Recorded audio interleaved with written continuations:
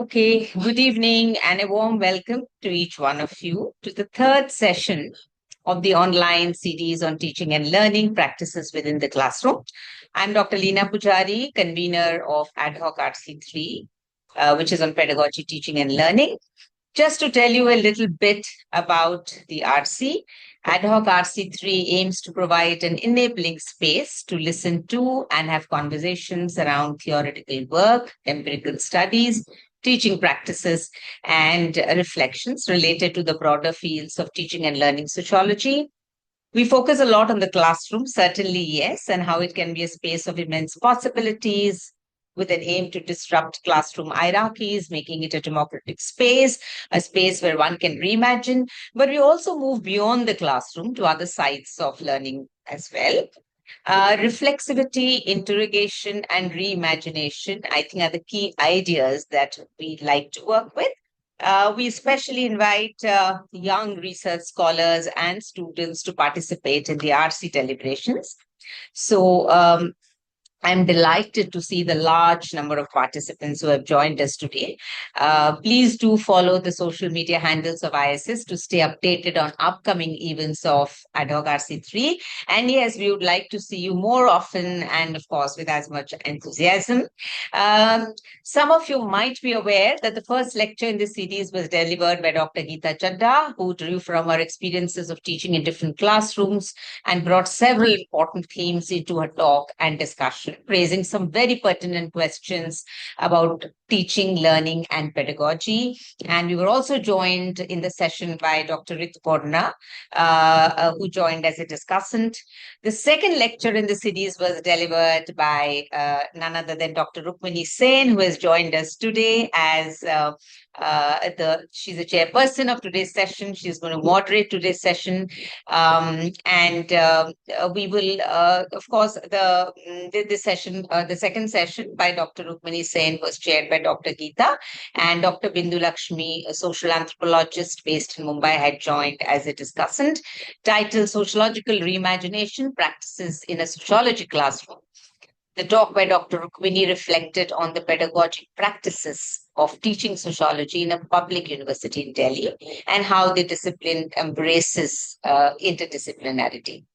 Today, we have a very different panel, and we're really looking forward to it. We have a students panel that will discuss the weekly rural newsletter, a very novel pedagogic tool to understand the rural. And we also have Shabshe, who is a faculty member at Flame University. He was also joining Flame University Pune, and he's also joining the panel. Um, as I said, our chairperson for this evening is Dr. Rukmini Sen. May I introduce her? And then, of course, I'm going to hand over the session to her to take it forward. Rukmini Sen is professor at Liberal Studies. This is a Dr. B.R. Ambedkar University, New Delhi. Her teaching and research is at the intersection of sociology, law, gender, kinship, and culture. Her co-edited books include Doing Feminisms in the Academy, Identity, Institutional Pedagogy, and Critical Classrooms in India and the UK, and Trust in Transactions. Her most recent journal publication is Intersectional Feminist Activism and Practices of Transformation, Perspectives from Indian Feminisms. This was in Journal of Women, Politics and Policy. Her most recent chapter in an edited volume is From Maintenance to Caring, the Aged in Times of Changing Familial Geographies in Cultures of Aging and Ageism in Bakshi and Chakravarti edited.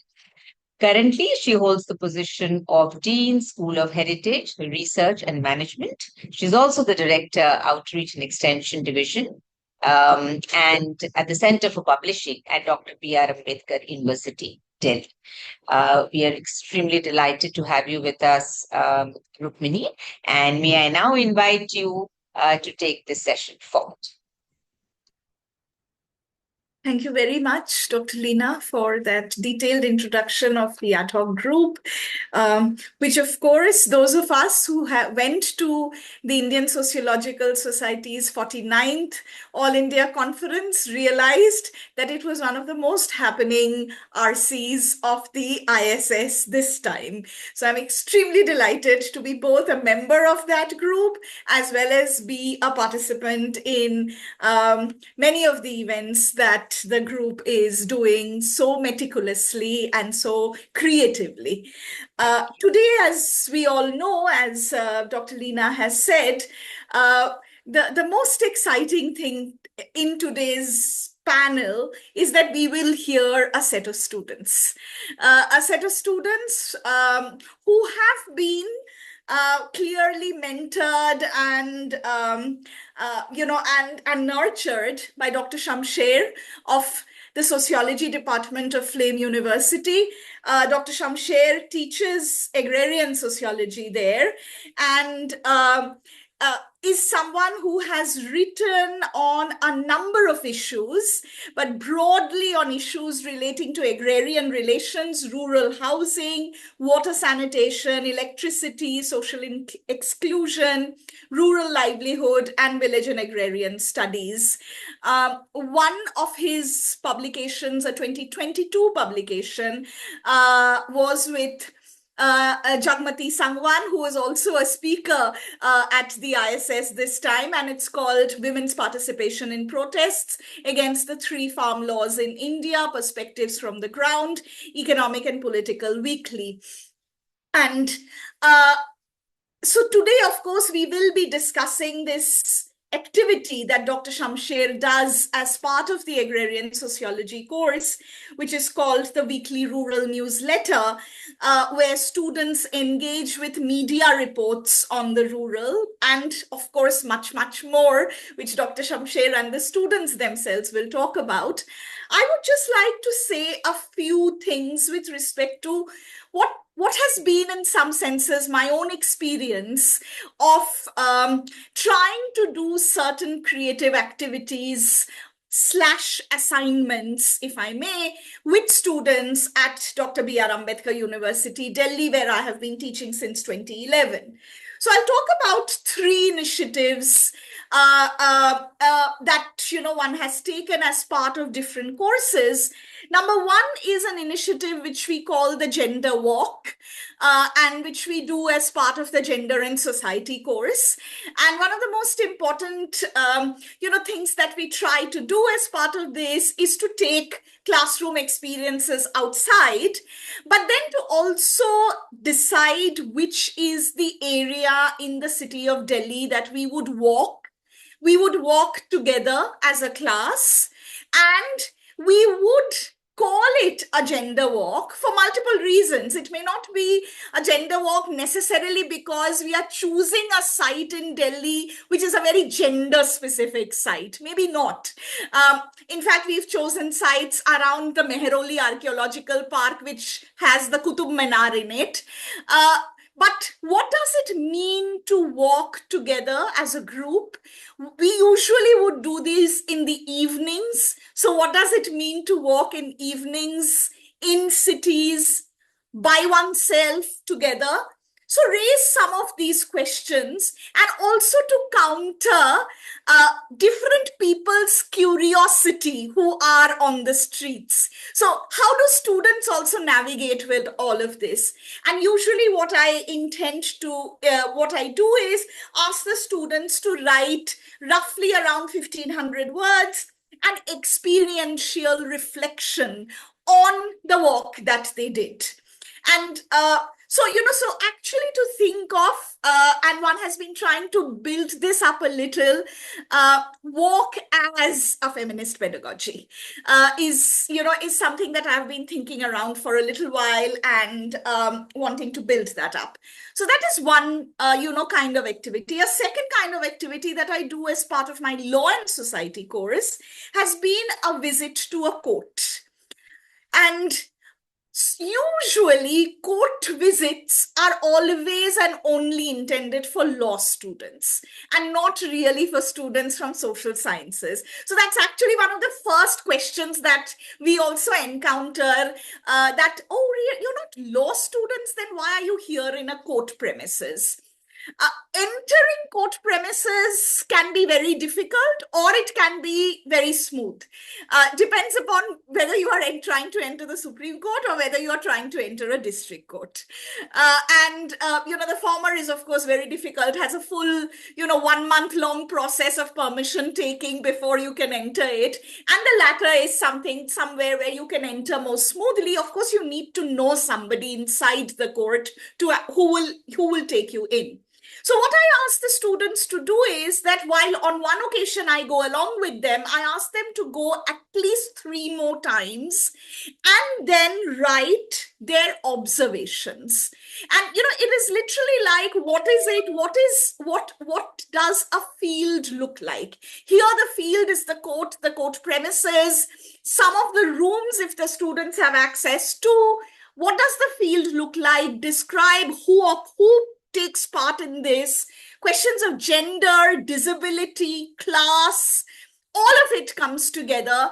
And, students write a little observation around that field site called the court.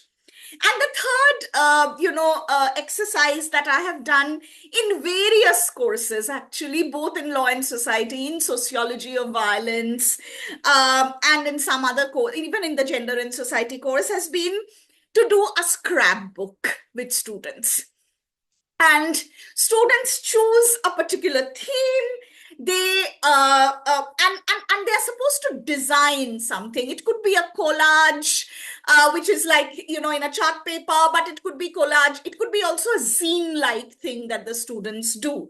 I emphasize a lot on engaging with newspaper clippings. And I was actually thinking that, and I'm sure Shamsher will talk about it, but what he says is media reports on the rural, and I'm kind of trying to think that is something that even I try to do with students, asking them to look at newspaper archives and see what you can draw from newspaper archives, but also maybe, pushing students towards their more creative sides of maybe writing a poem, or maybe even sketching out something on the theme. And they do. And I think one of the most, important learnings that I have had with these experiments of activities, what you said, Leena, reflexivity, interrogation, and imagination, I think all of these 3 do come out through these differential exercises and activities that we try to do,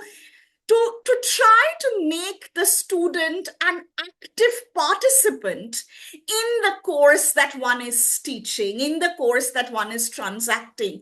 So from this choice of topic that you ask the student to think about, to the student's understanding of the theme that they have chosen, connecting with the theme, both experientially in terms of as a person, but also sociologically, bringing together the personal trouble and the public issue, or maybe the biography and history, as C. Wright Mills calls it.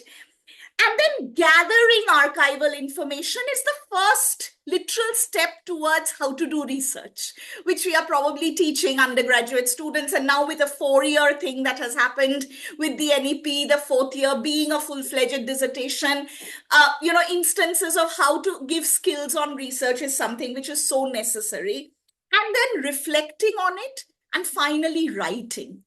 And I'm kind of trying to think that writing, the exercise of writing, is an exercise of documenting, is an exercise on analyzing, but is probably, in some of these experiments that we do, is probably also an aesthetic creative exercise.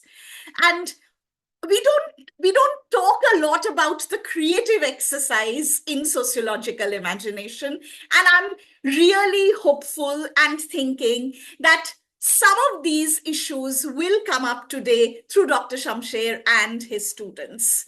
I'll stop and I'll hand it over to Dr. Shamsher to talk about his experience of this course and the activity that is done as part of this course.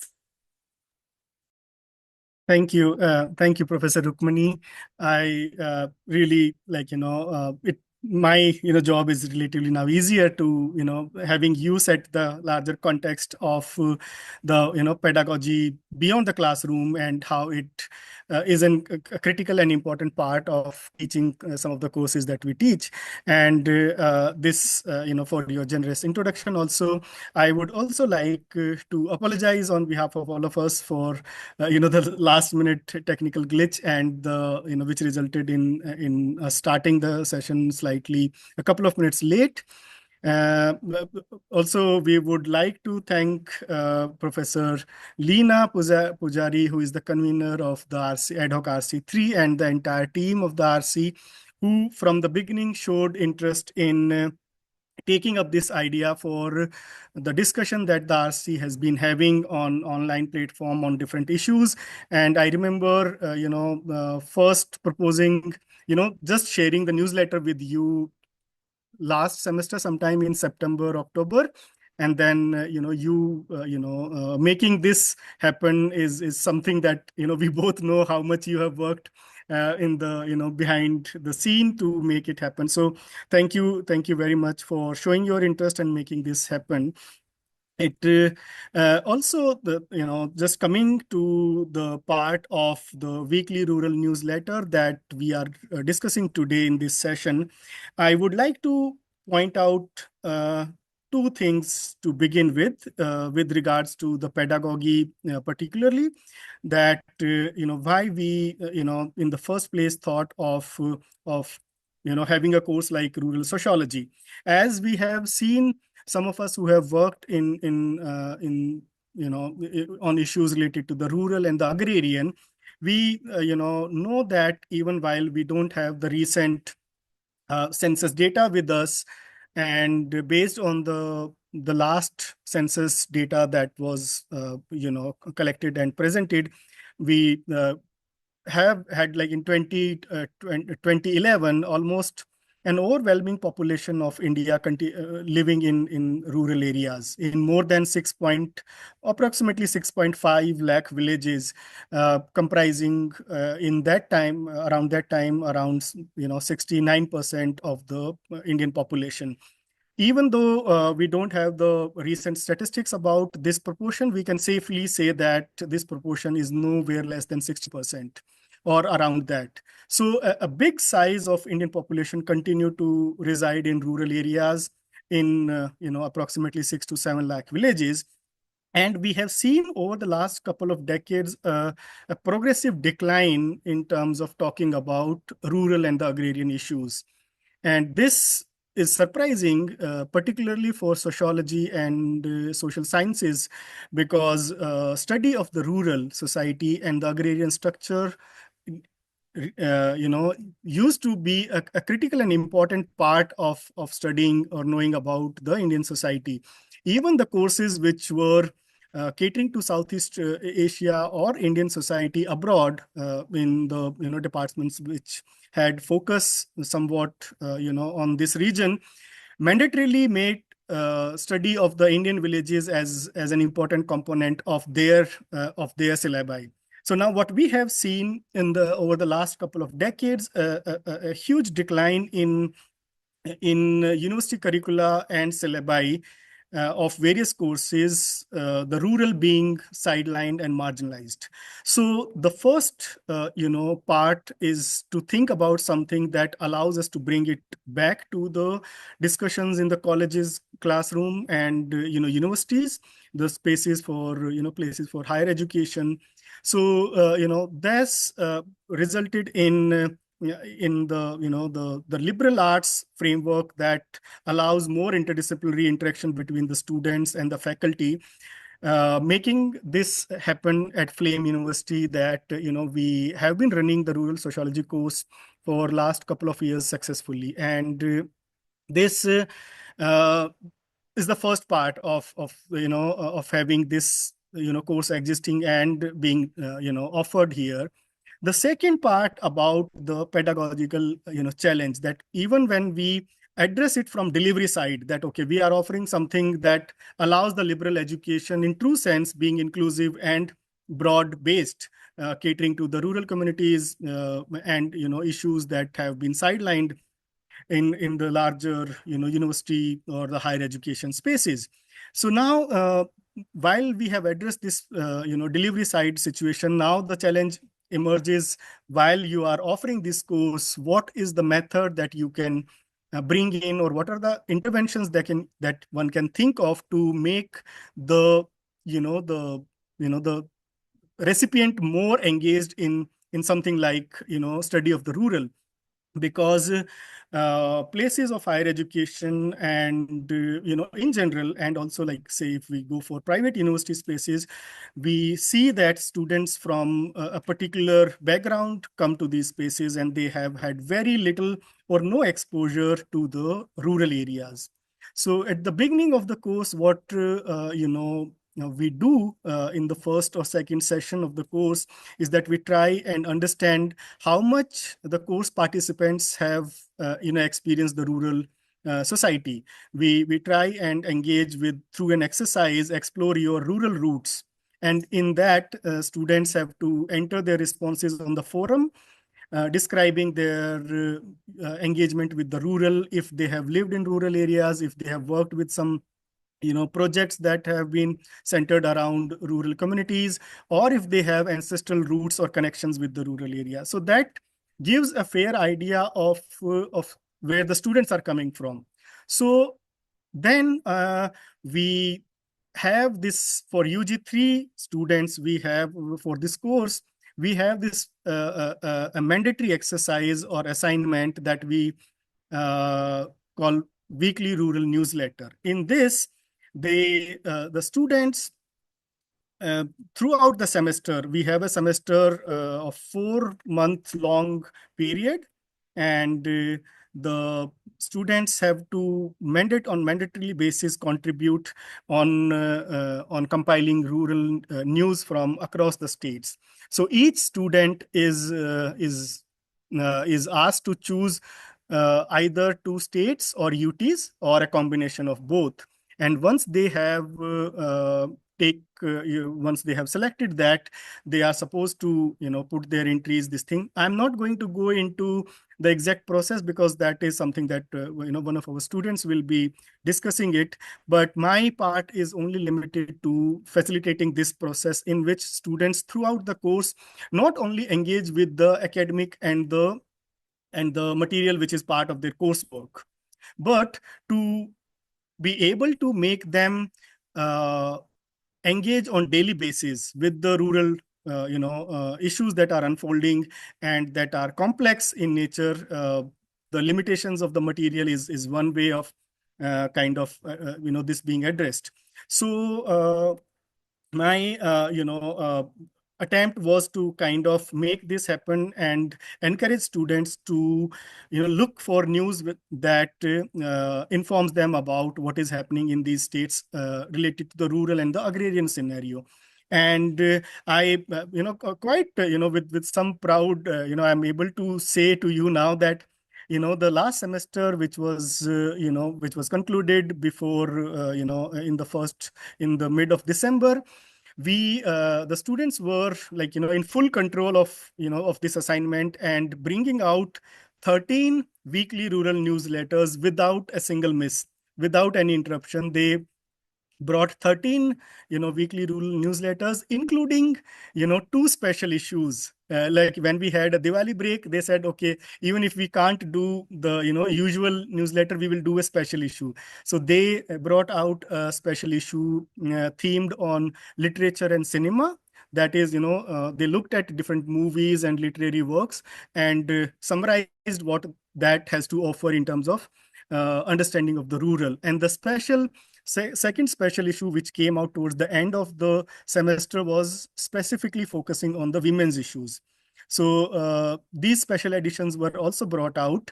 Now, I will not take much of the time here because the actual contributors and the ownership lies with the students here. And I would like all of them to take you through about the process and different themes that they have covered and what they have learned through this process. But thank you for having us here once again. Hello, everyone. I'm Ananya, and I'm a third year student at Flame University. I'm studying sociology with a minor in environmental studies, and I'll be giving you all a brief about like the process and the parameter that it took to like create the rural newsletter. So each of us who was a part of the class was considered to be like a state correspondent for any two Indian states that we chose, and we followed up on the media news or like the newsletter, the newspaper reports on rural news of the specific states throughout the semester.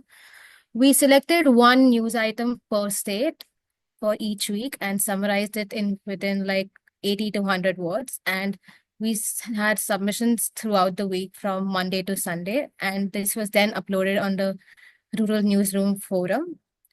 Each week we had like a new editor that we did on like a shuffle basis. And the week's editor began by like creating a forum post with the week number, example week 1.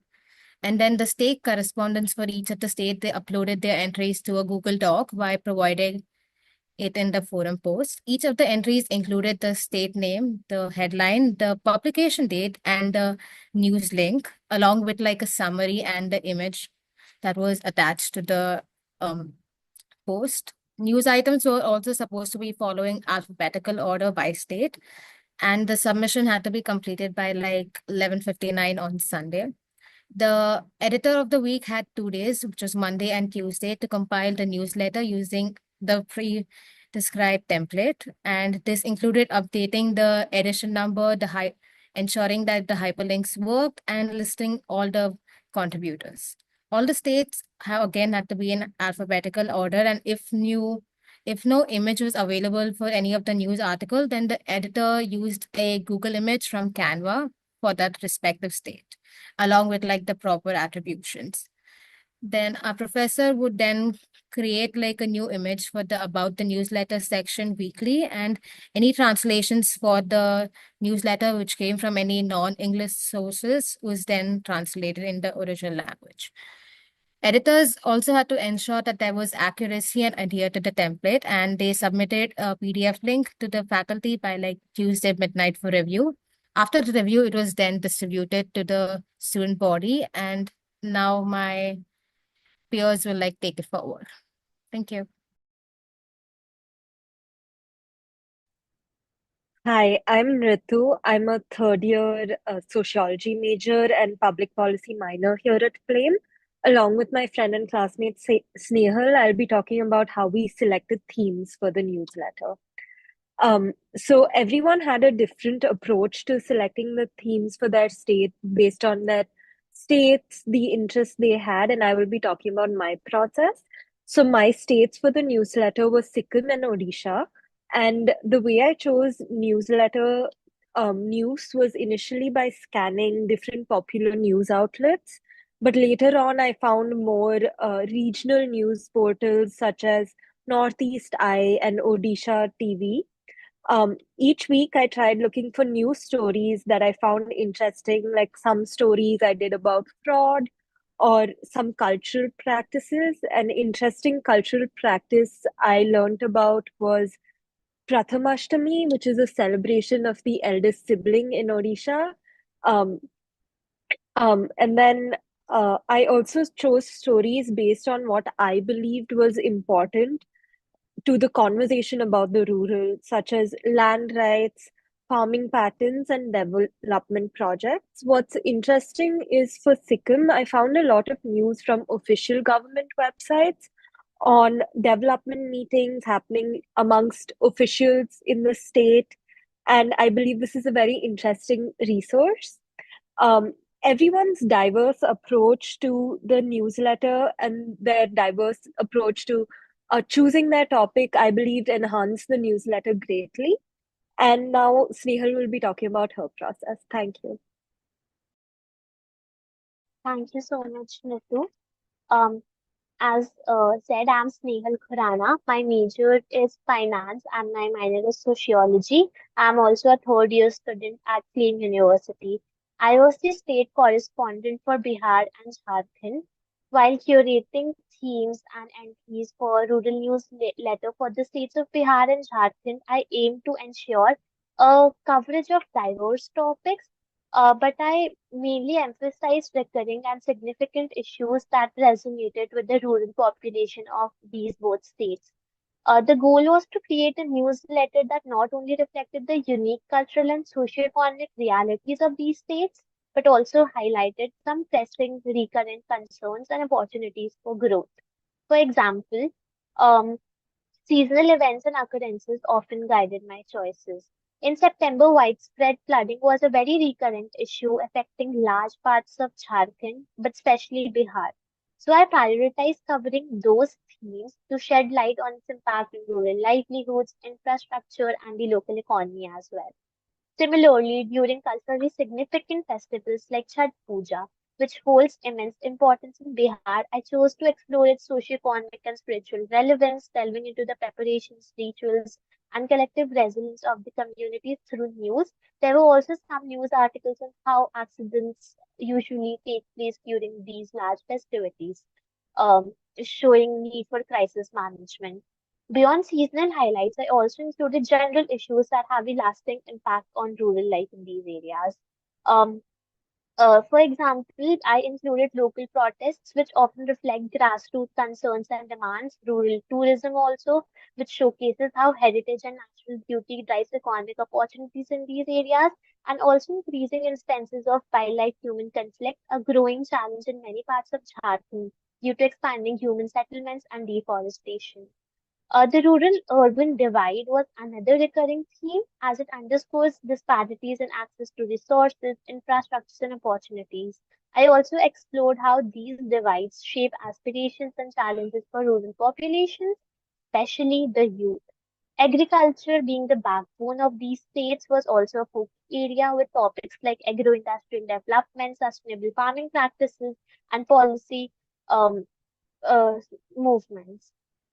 This approach ensured that the newsletter remained relevant and informative, reflecting the voices and concerns of rural communities from these areas. A very big thank you to Ritu and Snehal for discussing the process of picking the themes that we have covered in our newsletter. My name is Deshna Kamdar and I'm pursuing a psychology major and a sociology minor at Flame University. Even I'm a third year student here. And I'll be sharing insights from the graphical analysis of our neural newsletter. I'll request Snehal to kindly share the graph for everyone to see. She has put in a lot of effort to create this graphical analysis. So I would just like to give her a shout out for that. So the graph that is going to come up on the screen, just a second. Yeah. So this graph essentially captures the key themes that we have covered in the newsletter, and these reflect the themes that have these essentially themes are these are the themes that are majorly covered by the media in about the rural. So this analysis helps us understand the issues which receive the most amount of attention and where the gaps may exist. So essentially, we have covered 265 news items in our newsletters. And in addition to these critical news coverages, we have also, as mentioned by our professor, we have also put out 2 special editions, which brought up the number of coverages and entries to about 300. So the chart categorizes the various media themes into 7 major themes. However, I'll focus on the most prominent ones to give a clear picture on how the media prioritizes the various issues in the rural. So firstly, I'm going to talk about the least popular theme according to our entries in the newsletter, which is wildlife and environment. This appears to be on the lower end of the spectrum, which suggests a limited media coverage on ecological issues affecting rural areas. Yet, with India's rich biodiversity and the significant impact of climate change on rural livelihoods, this is an area that deserves greater attention, particularly due to the fact that agriculture is another major issue which impacts the rural population. Now I'm going to be moving on to the most covered theme, which is government and development. This theme includes discussions on rural policies, infrastructural projects, and government initiatives. The high repetition of this theme suggests a strong focus on rural progress, but it also raises questions about how effectively the various government initiatives and policies are being implemented on the ground, and essentially helps us understand the rural realities of how these policies are being implemented. Another important theme that was a recurring theme in our coverages was surrounding social infrastructure and public and women's safety. This indicates a strong focus on issues and institutions like education, healthcare, and sanitation, and especially women's security, which reflects a pressing need to improve the quality of life in the rural and create safer spaces, particularly for women, which is a priority in both public and policy discourses. Uh, Another theme that was very prominent was rural development and administrative support. Administrative support and community recognition receive a significant attention, which suggests a strong push for recognizing grassroots efforts and ensuring that rural communities have the necessary administrative backing to thrive. As I mentioned earlier, agricultural development and economic issues remain a crucial aspect in media coverage about the rural. The discussion surrounding farming practices, crop prices, economic infrastructure, and farmers' protests reflect the challenges which are faced by the farmers, ensuring sustainable agricultural development, which remains a key concern for a country like India, where we depend on agriculture a lot for our economy as well. In summary, this analysis gives us a clearer picture of the media priorities in rural India, and governance and rural development dominate the conversation, while agriculture, social infrastructure remain key concerns. However, themes such as wildlife and environment receive less attention, which reflects the need for a more balanced approach in media coverage. Thank you so much. So before we proceed and go on to the next student, can I just, for our viewers here, show a sample of the newsletter just to get a idea what a standard newsletter looked like. Okay, so this is something that weekly rural newsletter would look like when we put it out for circulation to the larger university community, which involves faculty, students, and staff members. This is the cover page, which remains unchanged for each of the editions. This about the newsletter image is changed every week, and we have similarly a number of images that are used from our private document collection. And this is what the first page of the actual news would look like. In the alphabetical order, states are arranged. If there is an original image that the news item has in it, that news is that image is used as it is, or else, as Ananya mentioned, that we take a news a map of the particular or of the respective state from the Canva and give credit to the source there. Along with the brief summary of the news article, we provide the link to the article along with the date. And in case the news has been translated from non-English speaking platforms, we provide an information on from which language the news has been translated and produced here.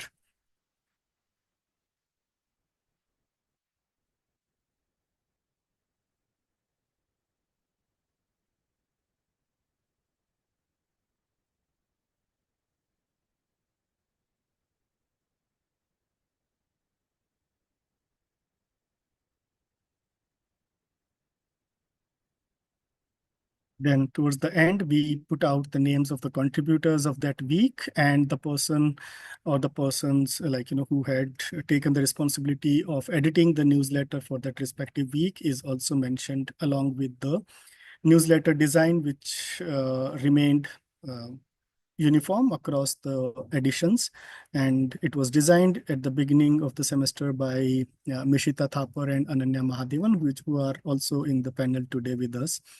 So this is something that a usual newsletter looked like.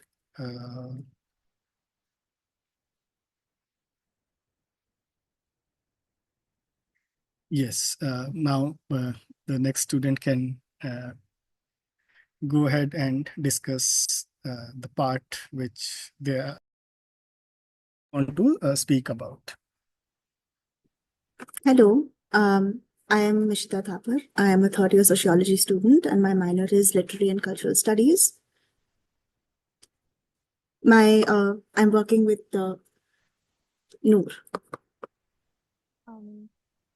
Hi, I'm Noor. I'm also a third-year student at Flame, and both Mishta and I are just going to present our reflections and key learnings from the weekly rural newsletter. And I'm majoring in sociology here. The weekly rural newsletter allowed the students of the rural sociology course to acquire greater knowledge about rural India. It was an important exercise because any sociology course would be incomplete without a discussion on current realities and events. This is even more important for students from an urban background for a rural sociology course. Initially, we struggled with accumulating and finding information regarding the rural online due to the content optimization on search engines and how it usually allows only certain kind of news to be showcased. So some of us faced these difficulties with accessing news about the rural, specifically through state-sponsored websites and news agencies, which were initially really hard to find. But despite our initial difficulties, we learned more about searching effectively online and also about topics like Deshna talked about, like rural development, political events such as elections, crime, natural disasters, superstitions, and so. We learned about important aspects of labor in agriculture, such as women's participation in agriculture. This was new knowledge for some of us and necessary for a greater understanding of rural society. The news also served to inform us better on the states that we were allotted and gave us more knowledge on different regions in India. This exercise also helped us maintain engagement with rural society in addition to the coursework and the academic syllabus. It was important for us to have these engagements with different forms of knowledge about society, especially because in academic papers, in the popular imagination, and also through this activity in the media. So this helped us understand the rural from a different perspective entirely. Along with this, our practice of reading the news changed. Earlier, some of us had paid attention to only the national news when reading the newspaper. After the rural newsletter, we started looking at the local news as well. We realized the importance of regional and local news, which helped us stay in touch with regional and local realities. In terms of general skills, the weekly newsletter helped us understand the importance of time management, since this was a weekly task. It helped us figure out group work dynamics as well, since there were different editors every week and whose work depended on our individual submissions. The process of writing and summarizing the news had us understand how to navigate news articles and concisely organize information. And the editorial aspect of the newsletter brought in an awareness of the process of editing information into a design. Our learnings with the newsletter were specific to rural sociology and also allowed us to develop more general skills that can be applied elsewhere. As a pedagogy, it was interactive and dynamic. It allowed us to gain knowledge and grounded our learnings in class and helped us connect the dots in an effective and engaging way. This was it from our side. Thank you very much for listening. Thanks a lot, everyone. Shamsher, do you want to have a concluding few sentences before maybe we open it up? So the only thing that I would like to say am I audible? Yeah.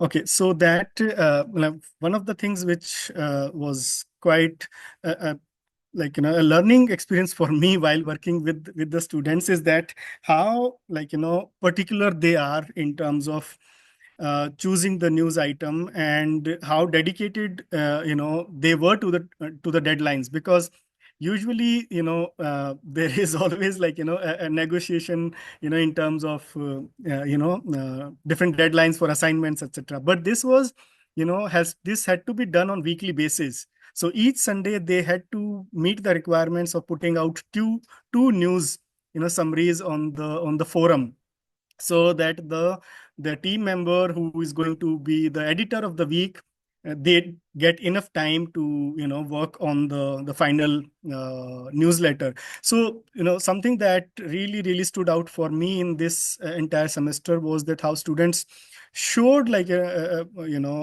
persistence and consistency in terms of their contribution for meeting the deadlines, and developing also a very contributory attitude towards the other team members in the group, because each student is contributing and then utilizing the other students' contribution in bringing out the final newsletter. So that is in a way quite fulfilling and refreshing in beyond just referring to the assignment deadlines and conventional methods of student engagement in a course like this.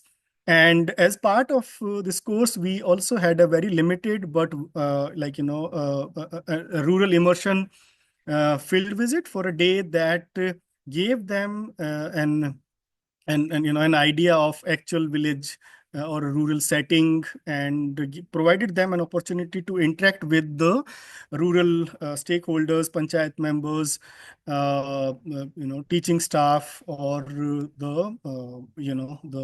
farmers and rural institution employees. So bringing all this into a presentation format also was something that they did in a very creative way. That by utilizing their field experiences and observations, they spoke about the some of the concepts that they had engaged during the course, during the entire course. So I rather than there is something that is there for us to learn in. I mean, I don't want to self-certify this as a this thing as a applicable to everyone, but those who continue to have some interest in rural and agrarian structure can have a different way of approaching the subject in the newly emerging liberal education setup, which is now going to be almost a norm in higher education places. So that allows people interacting, bringing their unique perspectives from marketing, from finance, to journalism, to digital marketing, from human resource, and from sociology, psychology. Some of these approaches come together and offer a fresh insight into conceptualizing and articulating the rural of the 21st century, while having the training through text, which give them some foundation and some solid ground to build their further work on these issues. So that's my overall assessment of this thing. And of course, we are happy to answer any questions, or will be really benefit from the comments that the participants and the chair have to offer to us. So thank you. Thanks a lot, Shamsher, and it was wonderful to hear all the students talk about this process of their such. So clearly the process itself is so immersive, and what came out of it. I'll probably just say a couple of sentences before opening up the floor for discussion. I was reminded of something that I used to do many years ago, not as a teacher, but as a member of a women's organization in Kolkata. And we used to do something which we called in Bangla, Shongbade Meera, women in news. And we would actually cut newspaper pieces, both from Bangla newspapers as well as English newspapers, for a month It was a monthly thing that we used to do. And then we would thematize those exactly the way in which, you were saying that how many times a particular theme is repeated. You did that, right? About 300 news items. You showed us that graphic. So we used to thematize them. We didn't do that graphical analysis, but we used to thematize them. And this was an exercise that we were doing in the early 2000s, when internet was not so easily available to everybody. And this women's organization kept this as a library thing. Yeah. So researchers or people from other women's organizations doing work on women, and those days it was still women and not really gender and sexuality studies, as we now say, they would come to look at these news items. And these would then become a subject of research, analysis, understanding what is happening in the state of West Bengal, definitely, but also across the country. And I was just reminded of that as I was hearing this and thinking that something which we did not actually learn as students in a classroom, we actually did it organizationally because of the organizational needs in a certain way. Because usually you don't associate research with women's organizations, at least not back in those days of, I'm talking about between 2002 to 2009. That's the time period that I'm talking about. You wouldn't. And yet we did that. And so news was something which was very important. Newspaper was very important. What today for you is trying to find out those news on the online platform. So amazing. I think it's just an amazing exercise, amazingly immersive sociological exercise that all of you are doing. Congratulations to all of you on this. I open it up for discussion, comments, clarifications that people would have. I see that Kushagra Garg has a question. Maybe you want to unmute your mic and ask the question directly. Good evening, everybody. I'm a PhD scholar from Banastali Vidyapit in Sociology department. So I have two questions. First question for the students, how they cross-verify the authenticity of the news they collect from different media sources, because we all know that in current situation, fabricated news are spread easily. So how students authenticate the data that they collect from different media sources? And the second question to you, ma'am, on like many students of sociology aspire to work as a policy making or social work on social work. How can we as educators equip them with the skills and knowledge to address pressing socio-economic issues faced by rural communities such as climate change, unemployment, and healthcare? Yes, ma'am, that's all.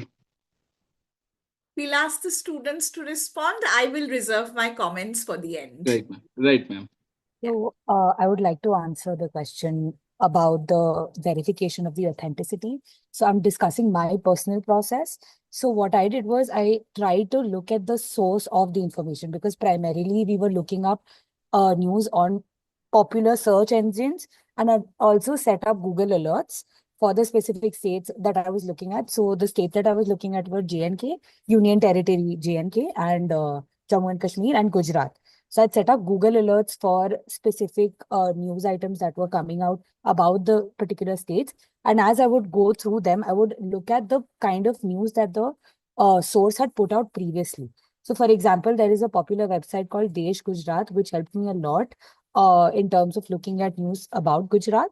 So when I started taking news from that particular regional media outlet, I looked at the kind of previous news that had been put out. And I also tried to check if the popular media like the Indian Express or the Hindu had covered that same news item that was covered by Desh Gujarat. When I found that correlation between the news coverage, between the regional outlets as well as the mainstream media such as the Indian Express or the Hindu, I found that source to be reliable. So then I would automatically seek information or seek my news items from those particular sources. And obviously, our professor would also help us verify whether the news was authentic or not. And there were some instances where we had to make the tough decision to take out the news from the newsletter because we realized that it was not probably from the most authentic source. So that is essentially how I went Right, about. right, perfect. Thank you. Further questions or comments? That's a comment that Shamsher, you would definitely want to read from one of the participants here. May I ask? Yes, please, Leena. Okay, thank you. Wonderful. That was really good. And congratulations to all the students for the wonderful presentation. So, I'm interested in, you know what, apart from, I mean, weekly rural newsletter, Shamsher, I don't know how you do it in terms of editing and every week bringing it out. I just want to understand from the students, how did this lead to a deeper reflection? Okay, about did it create an interest in understanding the rural? I mean, did it lead to a different way of looking at the rural? Did it kind of lead you to things like, oh, I need to go and see what the rural is like? Oh, I imagined the rural to be like this, but it was something else. Did that process of reflection and introspection happen? And also, there's another aspect to it. Did it take you towards questions of intersectionality? Did you look at, for instance, caste and gender and Adivasi, indigenous? Did you see how these things played out? Hello, ma'am. So I'll be taking that question. I actually developed an interest in rural sociology because of the newsletter and the course. The weekly rural newsletter was an exercise that helped me understand better rural realities. And I'm someone who haven't had a lot of engagement with rural areas in my life. But there is this movement and dynamism that I find that is there. I mean, it's there in the development discourse, of course, but it's also there in the way that people move and the way that, migration is also a huge theme. But so there are, what the rural newsletter did in summary for me was it helped me identify themes that I was interested in that connected to rural areas and to rural society. In regard to your second question, about Intersectionality. yes, thank you. So I would say that at least for me, this rural newsletter went out throughout the course. So eventually, my choice of news and my analysis, or at least understanding of what I was reading, while also summarizing it, was informed by the course material that we read alongside. So we did read material on caste, we read material on gender, we read material on class. So in that sense, my perspective also became more and more informed. Thank you. Lovely. Thank you. Thank you. Hi. I would like to say something on intersectionality. So I edited the women's special edition we had, and why we chose to have the women's special edition in the first place was we saw a lack of representation of women within the rural news we were reading, and we thought that we're bridging a gap by bringing rural to the forefront. We might as well bridge another gap by bringing women in the rural at the center of our newsletter. So we did try to tackle intersectionality through that. We talked about women, and the two main themes to come out of that were that in the news of that special edition were either development projects or projects of instances of violence against women. So two extremely stark contrasts did come up in that newsletter, and to me, that just shows how much work is still to be done for women in the rural, and especially women who are marginalized through their caste or tribal identity. For example, one news from Tamil Nadu was about the first rural women's panchayat president and the discrimination she faced. So here you have a woman who's achieved being a panchayat president, yet she still faces discrimination based on her caste/tribe status. So that intersectionality definitely we felt important to bring, and this was towards the end of our exercise in the rural, which is after we'd covered the module on women in the rural and how much work they do and how much work their work is unrecognized. So we definitely, it was an added incentive for us to bring women to the forefront.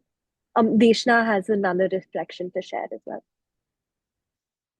So, one major thing that happened was that a lot of the news items that we were reading and the coverage of the media of specific rural issues sparked research interest as well. So, another follow-up, like we had several research essays that we wrote during as assignments for the course alongside the newsletter. So, I was able to select my essay topic, which was based on one of the news items I read. So, I found some of the news, and which is the reality. The news is essentially the reflection of realities of what is happening in the rural area. So it essentially sparked an interest to study more on whether a particular news item is just a singular event or if it's a pattern which continuously keeps occurring.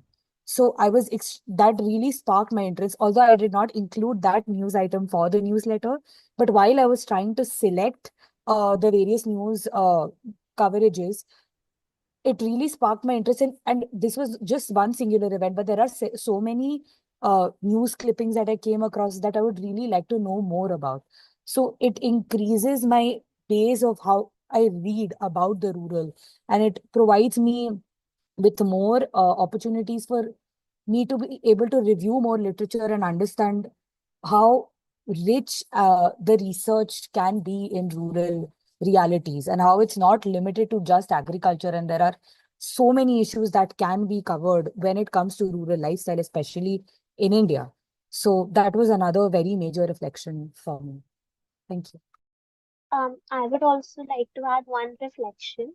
So I have spent my formative years in a rural area in Jharkhand. The village's name is Chakulia.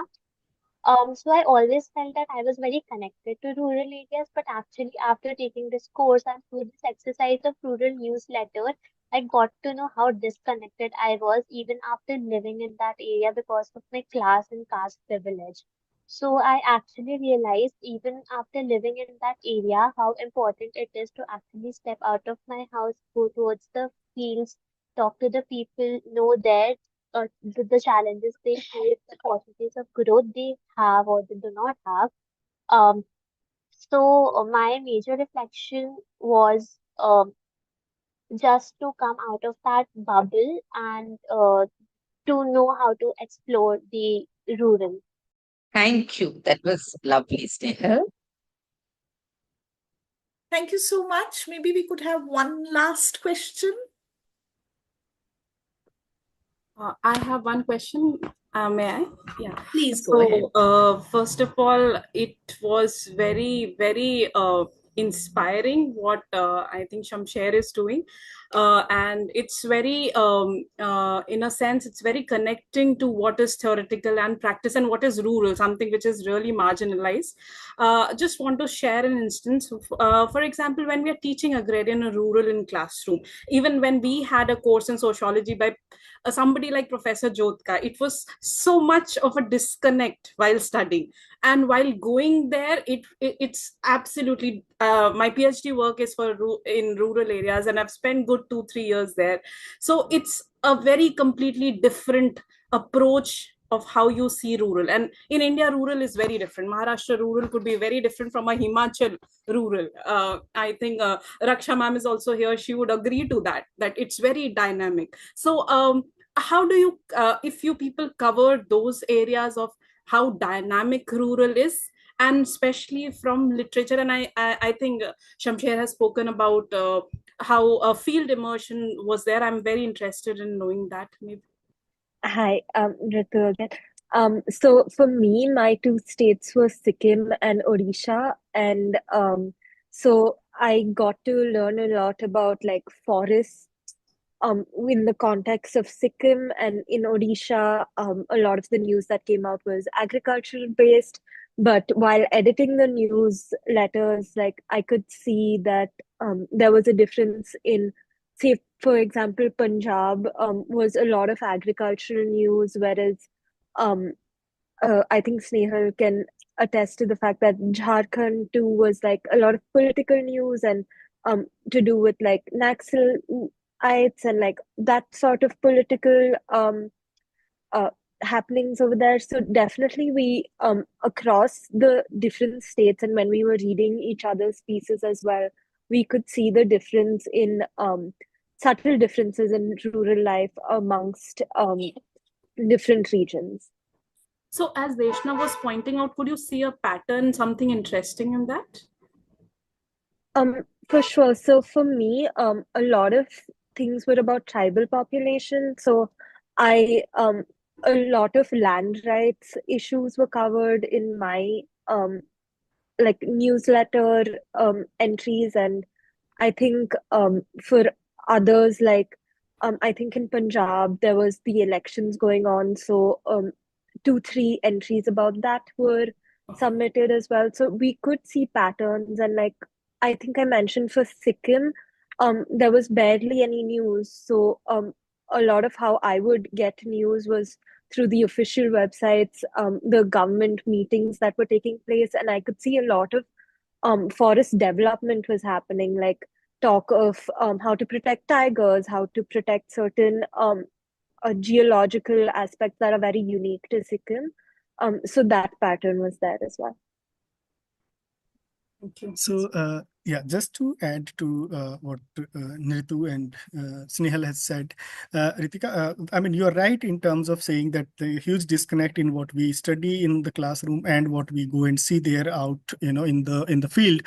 So, one thing is that what I observed across the, since I was editing each week, I had like, kind of understanding of what kind of news are coming. And so, something that stood out to me, and I was not surprised, given what we, have experienced through our, individual research and other engagements with, is that, like, levels of deprivation that we experience, no matter what state, but the kind of basic issues that people still struggle to access to roads, access to electricity, basic education facilities, ration, and housing. It had such a uniformity across these states that if not in this week, next week, something or the other related to these kind of, uh, you know, uh, overall, like, deprivation, marked by,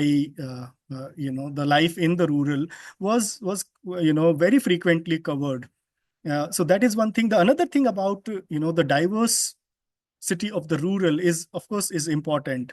What they say about, in India, you can say something and you can say something opposite to it. I mean, you can say some and you will find something really opposite to it. So it helped us in terms of exploring that diversity also, like, because we almost had 24 states and union territory covered by the newsletter each week. So we know that what is happening in Punjab is very different happening in the south or in northeast. So northeast, which usually remains undercovered and isolated in terms of reporting also, students made a specific effort to include that region, so that at least we make the attempt to put our efforts to bring the news from those areas. So about the last part about the rural field visit, it is a 1 day long field visit that we did around 50 kilometers, 55 kilometers away from Pune. And students in their groups had to let me know the research topic that they are interested in exploring, and give me a brief plan about what kind of conversations they want to have, because I also don't want to overexpose them to the rural settings without having without developing adequate sensitivity and ethical practices. So they have to submit in advance to me a brief outline of the research that they want to explore and the kind of conversations they want to have in the village. So and that is something that they had submitted and gotten executed in the field with whatever limited time they had with villagers. It gives them an idea of opening a conversation with a person which perhaps they have not interacted in their entire in their whatever life they have had so far. So it in through this activity they at least got the opportunity to have that conversation opening experience. Thank you for giving that detailed, especially about field visit and exposure. And I think you're doing a wonderful job, especially by sparking and bringing about the topic of rural India. Thank you. Thanks, Ritika, and thanks for the answers. There's one question in the chat box, which is in some ways connected to the fact that are some of these initiatives that are taken more possible in a classroom which has lesser number of students than classrooms which have more number of students? And even when, let's say, if it is possible in a classroom which has more number of students, could there be more student collaboration to do this similar exercise, or does it become very difficult? Maybe Shamsher, a quick reflection on this, and then we'll call it. Sure. These are really important questions, and thank you for bringing this us to the discussion. Is of course it's resource sensitive, and there's no denial from the fact that the smaller group of students help in absorbing this thing. It makes the life of the faculty much easier if they had to coordinate it with the smaller size of the students. But of course, my wish is that as much as students can do this course should do it, and not that it's something that I do uniquely, but it's something that is important for a liberal arts framework and student who perhaps has to go a long way in their career, and if they are not familiar with what the lives of 60% people are like, then I think there is a big miss that they will have in the rest of their training. So it's possible to an extent. I have done it for at least 30 group of 30 students, and I have had quite small groups as well. The discussions in the classroom are of course definitely much more richer and diverse if you have a larger body of students with different perspectives and different backgrounds. The smaller group has more perhaps ease in terms of connecting and coordination for activities like this, but definitely I would any day prefer a larger group. Yeah. Yes, in fact, for at least I think for both Leena and me, the classroom size is probably bigger, much bigger, and yet I do want to believe that there can be multiple kind of experiments that one can do it, and in some ways I was actually thinking through this today, that while the rural newsletter, weekly newsletter, is one kind of activity that you are doing with a class which is probably a maximum of 30. I'm sure in various kinds of situations, there are other kinds of initiatives that are being taken, pedagogically. And Leena does it, I do it, I'm sure Vishavraksha does it, Ritika does it. These are the only teachers that I know in this audience. If there are others, I apologize. Aishna does it. Aishna, yeah, I was about to say Aishna. Aishna does it. If there are others, I apologize. But there are, of course, challenges and challenges, but at the end of the day, there are also a lot of rewards to these experiments that do happen, that we try to do through this exercise. I know there is one, I think, a final question in the chat box. But I, however, feel that while this question is important, it might, however, also be dependent on which time period, the news articles are being looked at, and may not be able to give us a very foolproof answer to which state or which union territory has more caste and rural politics. It would be very time specific. That's the sense that I have. If there is any student who would want to respond very quickly to this, please feel free to do so. Hi, so I will just be giving you my perspective on this caste-based issue. So for my states, I had taken actually Manipal and I had West Bengal. Manipur and West Bengal. I'm sorry. Sorry, I'm a bit sick. So for me, what I observed while I was doing my research for my news entries was that for Manipur, most of the issues that I got was a lot of like either they were on the spectrum of development issues or there was a lot of like military-based violence that came up, or like ethnicity was like a big problem that was like seen in a lot of the news articles. Whereas for West Bengal, caste is more prominent in West Bengal, like in comparison to like Manipur. So, and so I think we had like, I came across like a few articles for like Haryana and all also. So there was a lot of like caste-based violence that was like discussed. So like ma'am was saying, it also depends on like the time period in which you are like discussing and like what the region is and what specific issues are like occurring in that region at that particular point of time. And how much is even being reported in the newspapers. I suppose that's one of the fundamental questions with respect to newspaper reporting.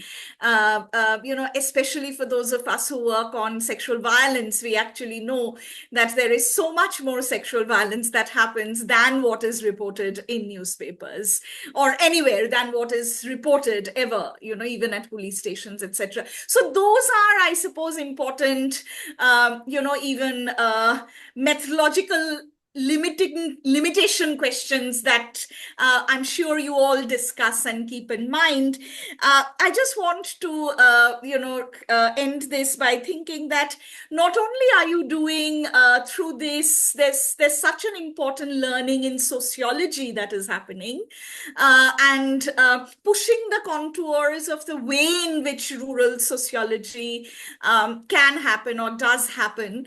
We at Ambedkar University, Delhi, we do two kinds of courses on the rural. We have a conceptualizing rural and urban societies course at the undergraduate level, a compulsory course, and an elective course on sociology of agriculture at the master's level. And the elective course, the students are actually taken on a, somewhere outside of Delhi, usually somewhere in Punjab, for field visit, field immersion, etc. And the undergraduate course, there is some kind of a field initiative, but there are, as one was saying, there are different kinds of experiments that we are trying to do sociologically everywhere. But this exercise is not only teaching us sociology, I felt. It is also teaching us how to edit and how to design.